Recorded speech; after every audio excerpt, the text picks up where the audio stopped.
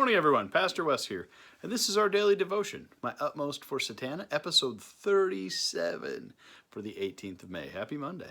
Today I'm reading from the Gospel of Matthew, chapter 6, verses 28, 29, and 30. They say this: "And why do you worry about clothes? See how the lilies of the field grow? They do not labor or spin. Yet I tell you that not even Solomon in all his splendor was dressed like one of these.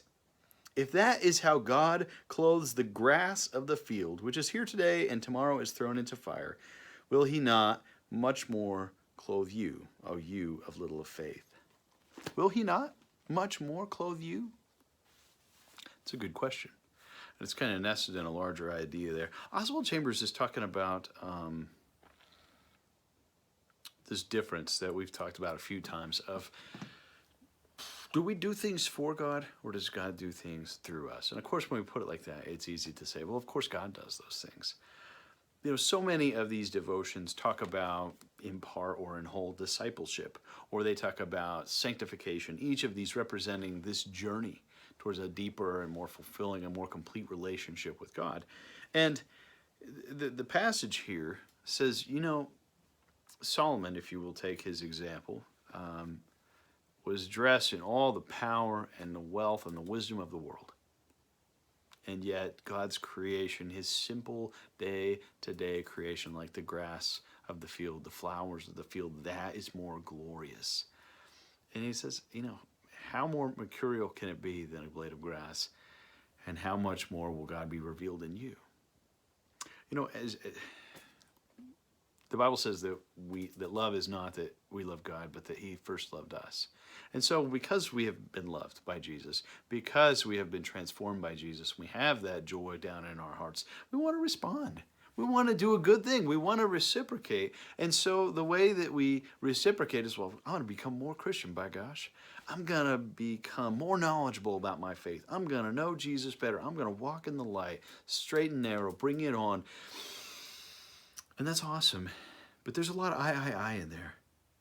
And I think the point is that we should not lose sight of God in the midst of trying to do something for God. Because honestly, what can we do for God that he can't do for himself? Not much. And so if we will just keep our eyes on Jesus, if we will just keep our eyes on who Jesus is and what Jesus is teaching us, and allow Jesus to be the center of our life and not our response to Jesus being the center of our life, then that glory of God that he talks about, that will clothe you, that will reflect the glory of God in you, that thing will become more and more abundant and more clear. Now, I want to be cautious. I don't want to say that we shouldn't be active in our thought life and in our faith life about how will I live out my faith. We should be thinking about that. We should be interacting with that. We are partners with God in this. There is a covenant. It's unequal. God's obviously the perfect partner.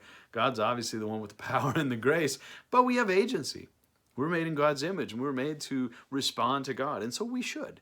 But it's important that we recognize that that response has to be a response to the love of God in us and the glory of God in us. And so if we skip that part, we just say, okay, God's done something good for me, I'm going to do something good for God. I'm going to do A, I'm going to do B, I'm going to do C. There's a lot of I there again.